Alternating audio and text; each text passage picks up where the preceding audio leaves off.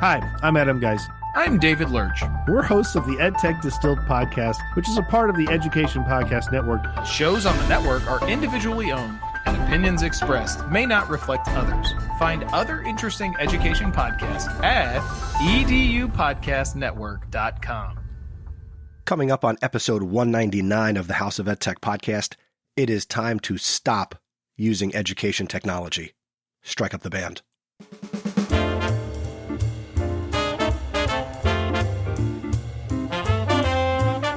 Welcome to the House of EdTech. My name is Chris Nessie. The House of EdTech launched in 2014, giving me the opportunity to speak with teachers, leaders, and creators so you can more effectively integrate technology, strengthen your pedagogy, and have more confidence in your classroom and school so you can make an impact. Get involved with the podcast by visiting my website, chrisnessie.com. Using technology isn't difficult, and this is where it begins. This is the House of EdTech. And after 198 episodes, here we are, episode 199, and it's time to stop. Education technology just isn't worth it. We need to stop using technology in schools. Do I have your attention? Good. Why technology should not be used in schools? Why should we stop?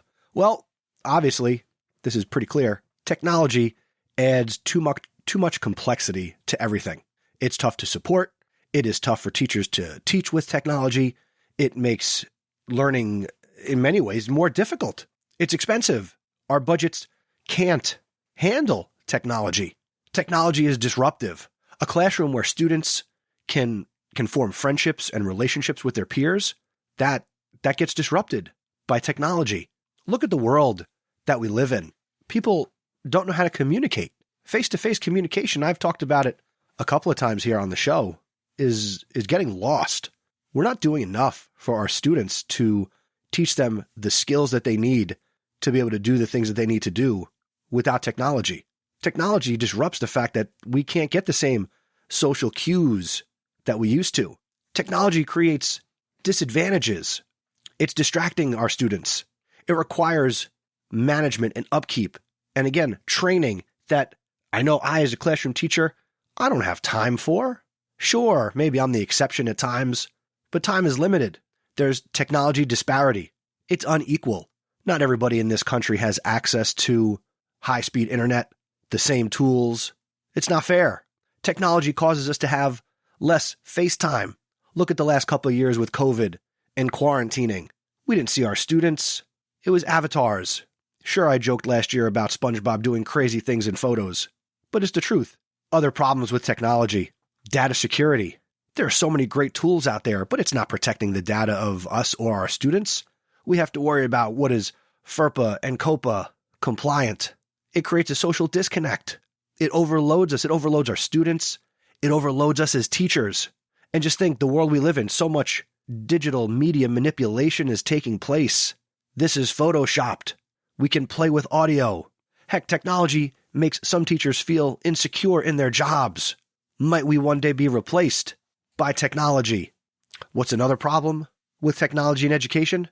Little research shows us that about 60% of teachers believe it hinders students' ability to write and communicate face-to-face. And almost half of people say it hurts critical thinking and their ability to do homework.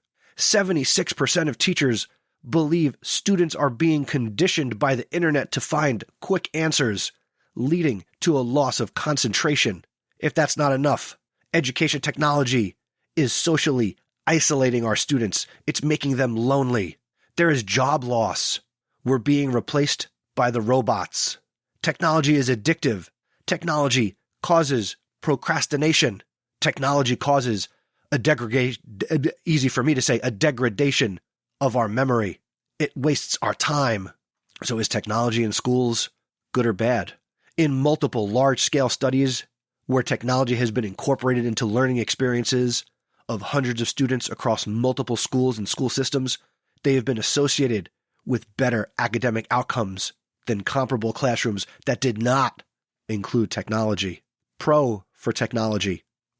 Using technology can excite young students. A con. Use of technology can distract students. Pro. Technology prepares students for the future. Con. Technology removes children from opportunities for socialization. Pro. Technology encourages spontaneous learning. Why is technology bad for schools and education and learning? Well, with the advancement of technology, teachers, we are incapable of teaching students with modern techniques. With the use of technology and advanced devices, the interaction part is totally eliminated. The students only study the topics by themselves and do not discuss any topics. This has a bad impact on students. What are the dangers of technology in school and in life? Well, they can contribute to more serious health conditions such as depression. The overuse of technology may have more significant impact on developing children and teenagers. We're talking about eye strain, screen time, screen glare, viewing too close or too far away, poor sitting posture. It causes underlying vision issues. Early childhood education is also severely impacted by technology. The biggest fears of using technology as a learning tool is that it mostly leads to passive learning. It eliminates decision-making. It dulls the thinking process. It causes instant gratification. It leads to children taking shortcuts and laziness to do the real work. It's the inability to get some real satisfaction out of the work you do that children are now not learning how to do. The internet is also a problem. It's a part of education technology, and there's disadvantages to the internet in education. There is a lack of accreditation and low quality information on the internet. There's little or no face-to-face interaction on the internet. The internet just takes more work. The internet causes an intense requirement for self-discipline, even more intense requirement for self-direction if you're alone on the internet. When we're using it in schools, there are so many challenges. Challenges in the classroom. Students misuse and abuse technology. Teacher knowledge and professional development is lacking. How do we keep our students safe online? We have to filter it. Why teach your kid to swim in the pool when you could teach them to swim in the parking lot where it's safe? Technology is expensive.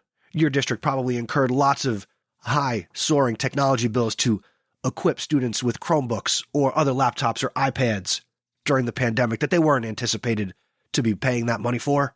And now, what is the condition of that technology? Has your district been able to keep up with the changes? And there are so many limits on technology. There are three main limits: natural, economic, and ethical.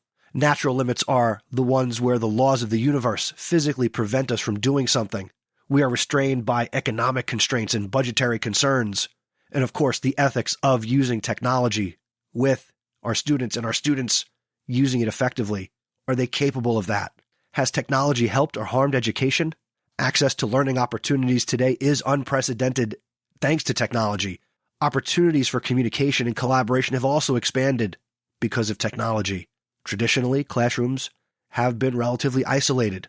Collaboration has been limited to other students in the same classroom or building, but it's not equal. Is that enough?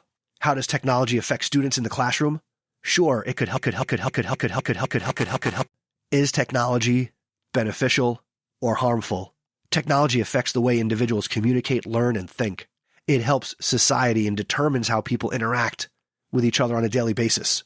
Technology plays an important role in society today, but does it have a place in education? Some more pros and cons. Pro, it could improve efficiency for business. It could save time. It could lead to better communication. Big cons, expensive, and we become extremely dependent on it. Should we have technology in schools? If used correctly, mobile devices and the applications they support will help prepare students for their future careers. But are we truly capable of doing that for our students? Integrating technology into the classroom as an effective way to connect with students of all learning styles? Yeah, that sounds good on paper, but how's it actually going? Integrating technology in education could help students stay engaged, but don't we still have students disengaged, daydreaming, distracted? We're failing.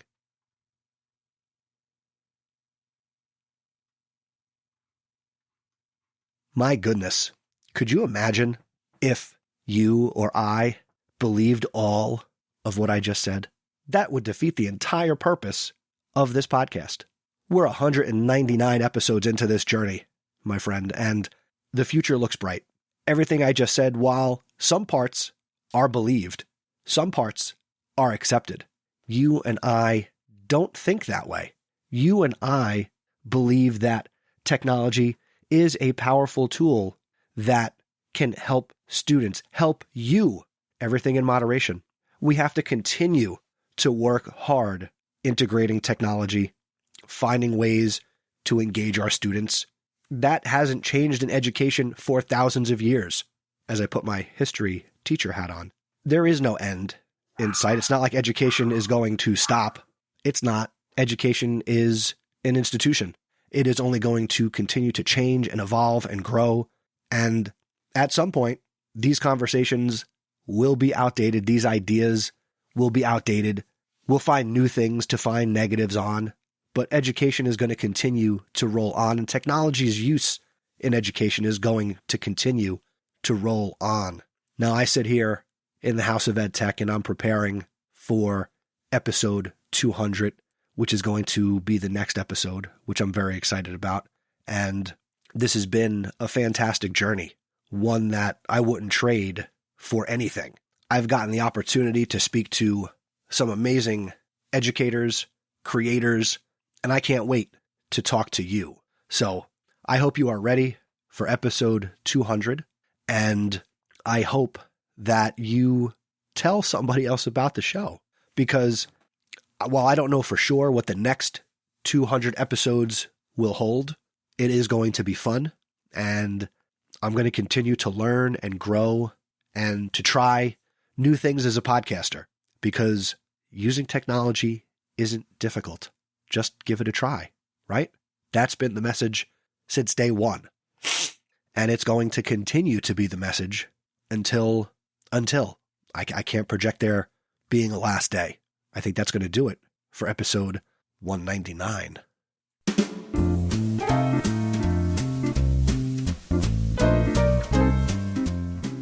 Thank you for listening to this episode of the House of EdTech. If you are a first-time listener and you're not subscribed or following, I hope you'll continue to make this podcast a part of your anytime, anywhere professional development. Let's keep the conversation going. I shared some interesting statements here, and I would love to know your thoughts on what I shared, because it's fun. Why not? You can leave a comment on the show notes. Go out to chrisnessy.com/199.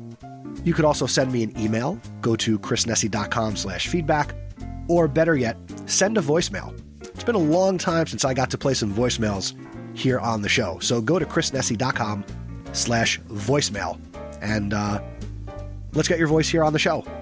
If you enjoy the House of EdTech podcast, do me a favor. Tell somebody else about the show. Word of mouth is the best way to share a podcast you love. And I think if you're listening to this at this point, you love the show. So tweet about it. That's my big call to action for this episode. Tweet about the House of EdTech. Use hashtag House of EdTech. Tag me on Twitter at Mr. Nessie. Want to see you sharing the show. You could also become an awesome supporter. The Awesome Supporter program is powered by Patreon.com, and that allows a consumer of content like you to support a creator of content like me. I am very, very thankful and in debt to the people who support the show financially. That includes Anthony Arnaud, Dan Gallagher, Carlos Garza, Peggy George, Jeff Herb, Mike Messner, Matt Miller, JP Presevento, Patty Reefus, Lori Simpson, and Kyle Wilcox. If you get value from this show, you could become an awesome supporter by visiting chrisnessy.com/awesome. The next episode of the podcast is going to be episode 200. That feels really good to say. That feels really good to say. And that's going to come your way on April 24th, 2022. Just 3 days shy of my 41st birthday.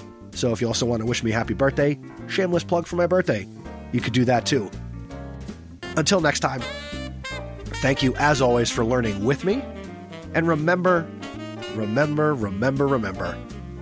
using technology isn't difficult. It isn't scary. It is just about none of what I shared in this episode. But remember, just give it a try.